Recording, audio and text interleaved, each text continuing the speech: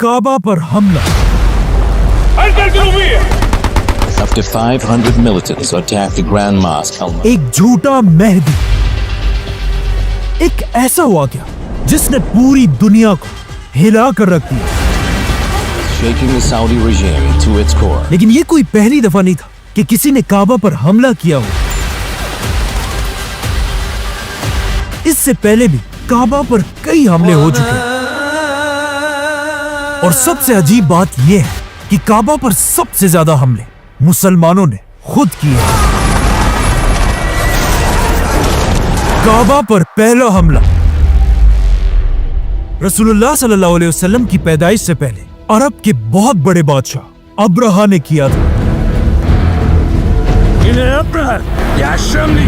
जो अपनी 60,000 की फौज लेकर काबा को गिराने के लिए मक्का की तरफ बढ़ रहा था।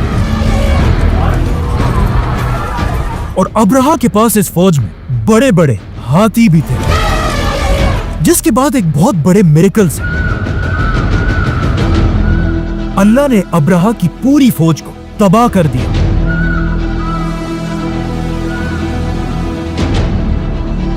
और काबा को बचा लिया, जिसे हम पहले ही एक्सप्लेन कर चुके हैं।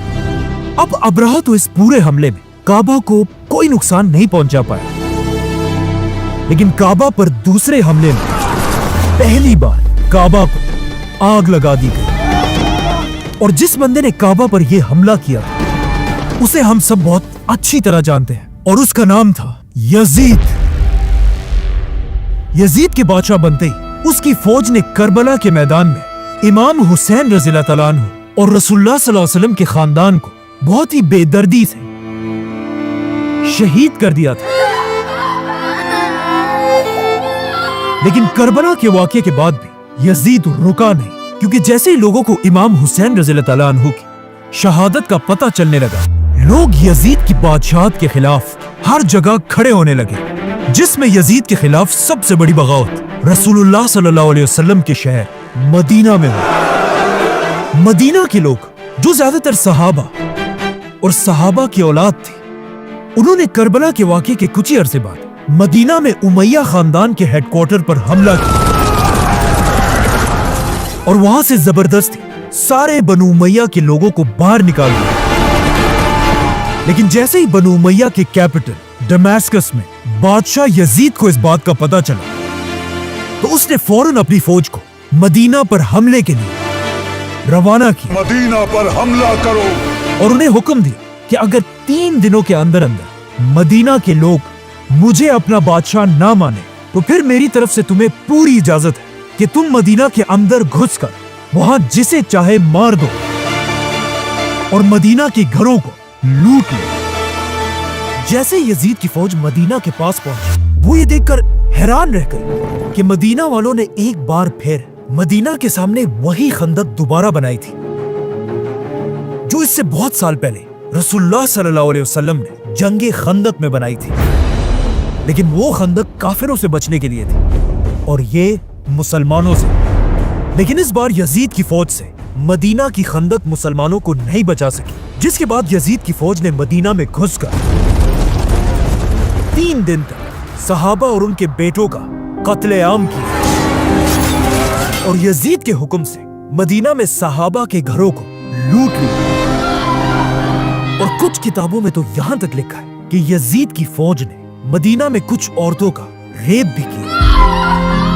यजीद के इस जुल्म से मदीना से कुछ लोग अपनी जान बचाकर मक्का की तरफ भाग गए, जहां उस वक्त एक बहुत बड़े सहाबी अब्दुल्लाह बिन जुबैर रज़ियल्लाहु तआला अन्हु भी यजीद के खिलाफ खड़े हुए थे और उन्हें खलीफा मानने से इनकार कर दिया था। तो अब रसूलुल्लाह सल्लल्लाहु अलैहि वसल्लम के शहर मदीना को तबाह करने के बाद भी यजीद को कोई शर्म नहीं है और उसने दोबारा अपनी फौज को हुक्म दिया कि अब मदीना से मक्का की तरफ जाओ और वहां उस बड़े सहाबी अब्दुल्लाह बिन जुबैर को पकड़कर मार दो। लेकिन मक्का पर कब्जा करना कोई आसान काम नहीं था। मक्का में अब्दुल्लाह बिन जुबैर रज़ियल्लाहु अन्हु अपने साथियों के साथ मक्का को डिफेंड करने के लिए बहादुरी से खड़े थे। यजीद की फौज 40 दिन तक मक्का पर हमला करती रही, लेकिन आखिर उन्हें समझ आ गई कि हम तलवारों के साथ तो इनसे कभी नहीं जीत सकते। तो उन्होंने तलवारों को छोड़कर अपने तोपों को आगे किया और पहली बार मक्का पर गोले बरसाने लगे। और तारीख में पहली बार मक्का जैसी होली सिटी पर बमबारी होना शुरू हुई। यहां तक कि कुछ बड़े बड़े पत्थर सीधा काबा को भी लगे। लेकिन इस सारी बमबारी के बाद भी यजीद की फौज मक्का पर कब्जा नहीं कर सकी। आखिर एक रात जब मक्का वाले अपने कैंप्स में सो रहे थे, यजीद की फौज से एक बंदा रात के अंधेरे में आगे बढ़ा और अपनी तीर को आग लगाकर उसे मुसलमानों के कैंप पर फायर कर दिया। ये तीर सीधा जाकर मुसलमानों के कैंप पर लगा और वहां एक बहुत बड़ी आग लगी। लेकिन अब मसला यह था कि जिस कैंप में आग लगी थी वो काबा के बिल्कुल करीब था और मक्का के डेजर्ट में रात की तेज हवाओं की वजह से ये आग आहिस्ता आहिस्ता काबा के खिलाफ की तरफ जाने लगी और इस तरह तारीख में पहली बार पूरा काबा जलने लगा।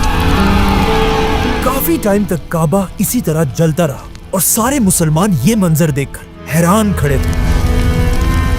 ये सब कुछ ऑफ कोर्स यजीद की वजह से हुआ था, लेकिन ये यजीद की जिंदगी की आखिरी बड़ी गलती थी, क्योंकि जैसे ही काबा पर आग लगी उसके कुछ ही दिनों बाद यजीद बिन मुआविया मर गया और उसकी फौज मक्का पर कब्जा किए बगैर ही वापस चली गई। अब यजीद की फौज तो चली गई, लेकिन काबा की दीवारें बिल्कुल जल चुकी थी और काबा बहुत ही कमजोर हो चुका था। लेकिन अब्दुल्ला बिन जुबैर ने काबा की बिल्डिंग को फौरन ठीक नहीं किया ताकि पूरी दुनिया के मुसलमान खुद मक्का आकर यजीद की इस बेशर्मी को अपनी आंखों से देखें कि उसने काबा के साथ क्या किया है। अब जब हज के लिए मुसलमान मक्का में जमा हुए, उनके दिलों में बनु उमैया खानदान के लिए गुस्सा बढ़ने लगा।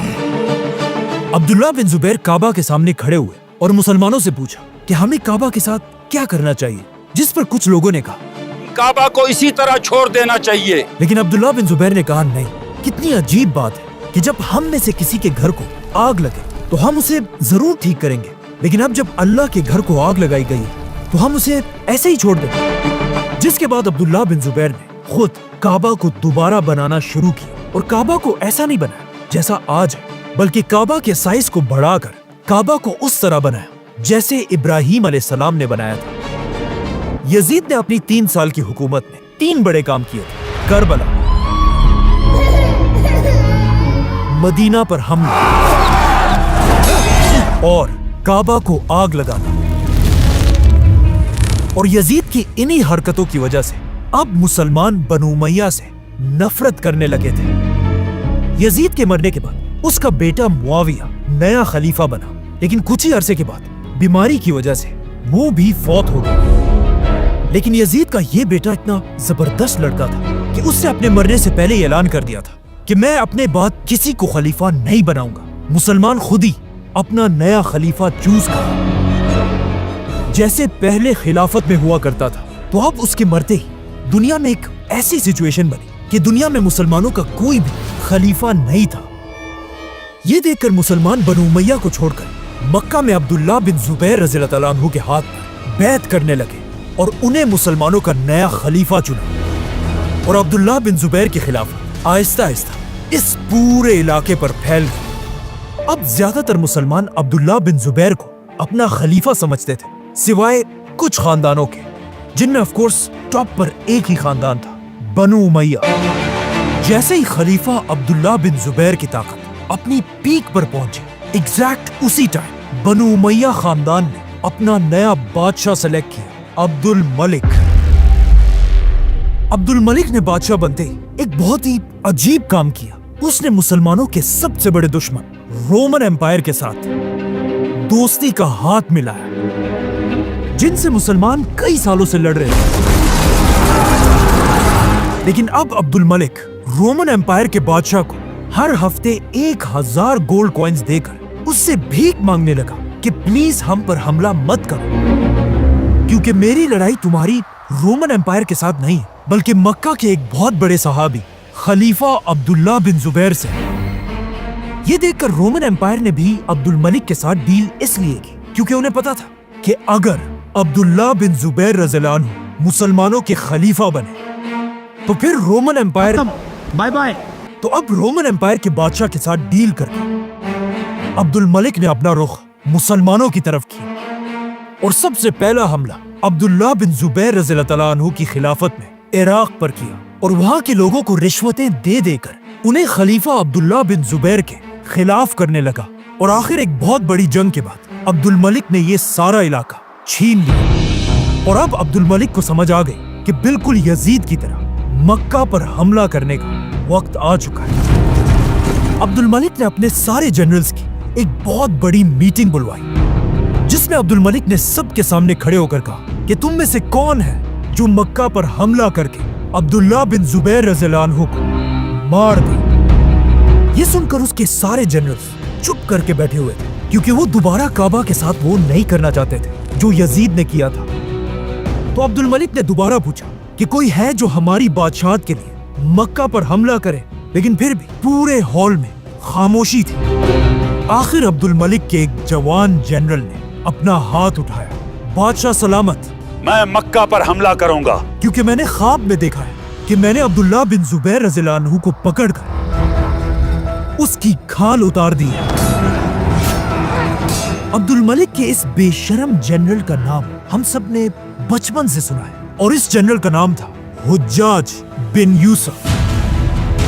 عبد الملک حجاج کی یہ باتیں سن کر بہت خوش ہوا اور حجاج بنو امیہ کی فوج لے کر فل سپیڈ مکہ کی طرف بڑھنے لگا اور مکہ کو ہر طرف سے گھیر لیا. اینڈ اگین حجاج بھی عبداللہ بن زبیر رضی اللہ عنہ سے تلواروں کے ساتھ جنگ نہیں کر سکا تو حجاج نے بھی مکہ کے پہاڑوں پر اپنے توپوں کو کھڑا کیا اور مسجد الحرام پر بمباری شروع کی. حجاج نے مکہ کی مسجد پر اتنے پتھر برسائے کہ ایک پتھر سیدھا جا کر کعبہ کو لگا. کہا جاتا ہے جیسے یہ پتھر کعبہ کو لگا آسمان میں بجلی کھڑکنے لگی. یہ دیکھ کر حجاج کی فوج میں خوف پھیل گیا اور فوجیوں نے اللہ کے عذاب سے ڈر کر اپنے توپوں کو روک دیا اور جنگ سے پیچھے ہٹنے لگی. یہ دیکھ کر حجاج خود آگے بڑھا اور اپنے ہاتھوں سے پتھر اٹھا کر توپ میں رکھا اور دوبارہ کعبہ پر بمباری کرنے لگا اور اپنی فوج سے کہا کہ ڈرو مت, ان بجلیوں کا مطلب ہے کہ اللہ ہمارے ساتھ ہے. یہ دیکھ کر اس کی فوج بھی آگے بڑھی اور دوبارہ کعبہ پر 5 توپوں سے حملہ کرنے لگے. اب کعبہ پر ایک ہی وقت میں بہت سارے گولے برس رہے تھے جسے دیکھ کر لوگ اپنے آپ کو بچانے کے لیے کعبہ سے دور بھاگنے لگے. لیکن اس ساری بمباری میں صرف ایک شخص کعبہ کے پاس ان گولوں کی بارش میں نماز پڑھ رہا تھا, خلیفہ عبداللہ بن زبیر رضی اللہ عنہ. آہستہ آہستہ حجاج کی فوج مکہ کے سینٹر کعبہ کی طرف بڑھنے لگے اور حالات اتنے خراب ہوئے کہ سب کو سمجھ آ گئی کہ اب خلیفہ عبداللہ بن زبیر حجاج کے ہاتھوں سے نہیں بچ سکتے. جسے دیکھ کر بہت سارے لوگ خلیفہ عبداللہ بن زبیر کو چھوڑ کر بادشاہ عبد الملک کی سائڈ پر جانے لگے اور عبداللہ بن زبیر اپنے کچھ ہی ساتھیوں کے ساتھ خلافت کو بچانے کے لیے کھڑے رہے. جس کے بعد عبداللہ بن زبیر رضی اللہ عنہ آخری بار اپنی ماں آسمہ رضی اللہ عنہا سے ملنے گئے جو ابو بکر رضی اللہ عنہ کی بیٹی تھی اور اپنی ماں سے سلام کے بعد کہا کہ آج میری زندگی کا آخری دن ہے, جس پر ان کی ماں نے انہیں بہت دعائیں دی. اور اسی کے ساتھ خلیفہ عبداللہ بن زبیر اپنی تلوار لے کر حجاج سے آخری لڑائی کے لیے اپنے گھر سے نکلے. لیکن آف کورس کچھ ہی دیر میں حجاج کی فوجوں نے عبداللہ بن زبیر رضی اللہ عنہ کو شہید کر دیا. لیکن خلیفہ کو مارنے کے بعد بھی حجاج کا غصہ ٹھنڈا نہیں ہوا. اس نے عبداللہ بن زبیر کا سر کاٹ کے اسے بنو امیہ کے بادشاہ عبد الملک کی طرف ایک گفٹ کے طور پر روانہ کیا اور عبداللہ بن زبیر کے جسم کو مکہ کے ایک کھمبے پر الٹا لٹکا دیا تاکہ سارے مسلمان یہ بات اچھی طرح جان لیں کہ بنو امیہ کے خلاف بغاوت کرنے کا انجام کیا ہوگا. جس کے بعد حجاج نے حکم دیا کہ عبداللہ بن زبیر کی ماں اسمہ بنت ابو بکر کو بالوں سے گھسیٹ کر میرے پاس لایا جائے. لیکن جب وہ نہیں آئی حجاج خود ان کے پاس گیا اور ان سے کہا کہ دیکھا آپ نے کہ میں نے آپ کی گمراہ بیٹے کو کیسے قتل کیا. तो उन्होंने जवाब दिया कि हाँ, तुमने मेरे बेटे की दुनिया तबाह कर दी और उसने तुम्हारी आखिरत। इस तरह जो खिलाफत पहले खलीफा अबू बकर रज़ियल्लाहु तआला अन्हु के साथ शुरू हुई थी, वो आज उन्हीं के नवासे अब्दुल्लाह बिन जुबैर रज़ियल्लाहु अन्हु के साथ खत्म हो गई। अब चाहिए तो ये था कि बादशाह अब्दुल मलिक काबा पर बमबारी करने की वजह से हुज्जाज को कोई तो सजा देता, लेकिन नहीं, काबा पर बमबारी के बाद अब्दुल मलिक ने हुज्जाज को सजा देने की बजाय उसे पूरे इराक और ईरान का गवर्नर बना दिया। जाने से पहले हुज्जाज ने काबा को गिराकर उसे दोबारा पुराने स्टाइल में बनाया और आज तक काबा उसी तरह खड़ा है। मतलब बनु उमय्या ने सिर्फ 10 साल के अंदर अंदर काबा पर 2 बड़े हमले किए थे, लेकिन अगले 300 साल तक किसी ने भी काबा पर दोबारा हमला करने की हिम्मत नहीं की। आखिर ऑलमोस्ट 300 साल के बाद काबा पर चौथा बड़ा हमला हुआ कि जब अरब में एक नया एक्सट्रीमिस्ट फिरका बना और उन्होंने अपने कैपिटल बहरीन से ऐलान किया कि दुनिया में हमारा मेहदी आ चुका है और जो भी हमारे इस मेहदी को मेहदी नहीं मानेगा उसे हम मुसलमान समझते ही नहीं। लेकिन ऑफ कोर्स उस वक्त की मुसलमान सुपर पावर अब्बासी खिलाफत ने उनके मेहदी को नहीं माना, तो उन्होंने गुस्से में आकर मक्का पर हज के दिनों में हमला कर दिया और हजारों हाजियों को मारकर उन्हें जमजम के कुएं में फेंक दिया। लेकिन यहाँ भी वो रुके नहीं, बल्कि उन्होंने काबा के अंदर घुसकर उसे लूटना शुरू किया। उन्होंने काबा का दरवाजा और इवन हजरे अस्वद को भी चोरी कर लिया और उसे लेकर वापस अपने कैपिटल बहरीन ले गए। और ये इतनी अजीब बात थी कि अगले 22 इयर्स तक हजरे अस्वद काबा में नहीं बल्कि इन्हीं लोगों के पास था और 22 साल तक लोग बगैर हजरे अस्वद के काबा का तवाफ करते थे। लेकिन बिल्कुल बनु उमय्या की तरह अब्बासी खिलाफत को भी काबा की कोई परवाह नहीं थी और वो हजरे अस्वद को छोड़कर अपनी अयाशियों में गुम थे। लेकिन आखिर 22 साल के बाद इन लोगों से डील करके हजरे अस्वद को दोबारा काबा में लगाया गया, जहां वो आज तक पड़ा है। अब ये तो थी 1000 साल पुरानी बात है, लेकिन काबा पर आखिरी हमला आज से सिर्फ 50 साल पहले हुआ, जब सऊदी अरब में एक नया बादशाह बना, शाह फैसल। लेकिन बादशाह बनते ही शाह फैसल ने कुछ ऐसे काम करना शुरू किए जिससे सऊदी उलमा उनके खिलाफ होने लगे। शाह फैसल ने सऊदी में लड़कियों के स्कूल बनाए, यूनिवर्सिटीज बनाए और इवन सऊदी का पहला टीवी चैनल बनाया। लेकिन सऊदी उलमा उस जमाने में इन सारी चीजों को हराम समझते थे, तो सऊदी उलमा आहिस्ता आहिस्ता लोगों को शाह फैसल के खिलाफ भड़काने लगे और हर जगह फैसल के खिलाफ प्रोटेस्ट होने लगे। लेकिन फैसल था, उसने इनकी एक भी बात नहीं मानी।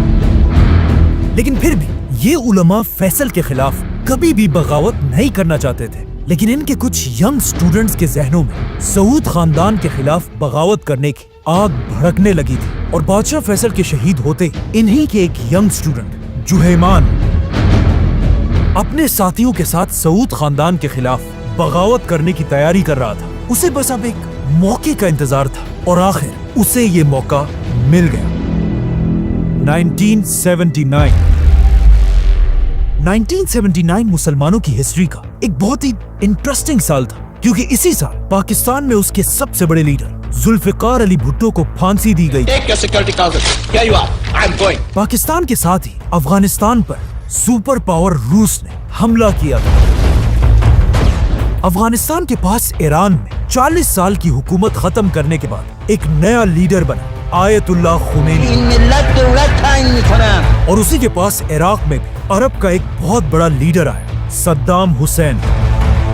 अब जब दुनिया में इतना सब कुछ हो रहा था, तो इन सऊदी स्टूडेंट्स ने भी सोचा कि यही वक्त है सऊदी हुकूमत को गिराने का, जिसके बाद उन्होंने एक बहुत ही खतरनाक प्लान बनाया। अचानक एक बिल्कुल नॉर्मल आम से दिन, जब मक्का की ग्रैंड मस्जिद में इमाम फजर की नमाज पढ़ा रहा था, जुहैमान आगे बढ़ा और काबा के इमाम से माइक छीनकर ऐलान किया, ए दुनिया के मुसलमानों, हम सबको जिसका बेसब्री से इंतजार था, वो मेहदी आ चुका है और वो आज यहीं पर हम सब के साथ खड़ा है, जिसका नाम है मुहम्मद बिन अब्दुल्ला।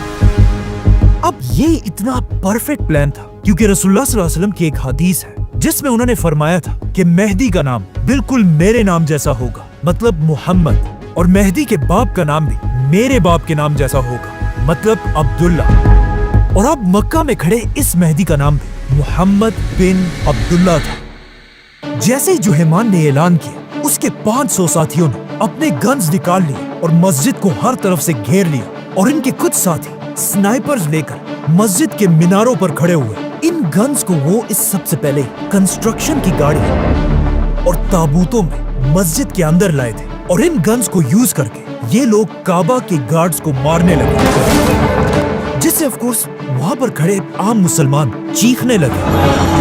لیکن اس فیک مہدی کے آرڈرز پر اس کے فالوورز ان عام مسلمانوں پر گولیاں چلانے لگے، اور اس طرح انہوں نے کچھ ہی دیر میں ہزاروں مسلمانوں کو مسجد کے اندر ہی قیدی بنا لیا۔ جب سعودی حکومت کو اس سب کا پتہ چلا، پہلے تو وہ مسجد حرام پر حملہ کرنے سے ڈر رہے تھے، لیکن پھر انہوں نے سعودی کے سب سے بڑے عالم شیخ بن باز سے اجازت مانگی، جس پر شیخ بن باز نے انہیں اجازت دے دی اور کہا کہ یہ کوئی مہدی نہیں بلکہ صرف ایک جھوٹا ٹیررسٹ ہے۔ جس کے بعد سعودی فوج نے مسجد میں اس فیک مہدی پر حملہ کر دیا،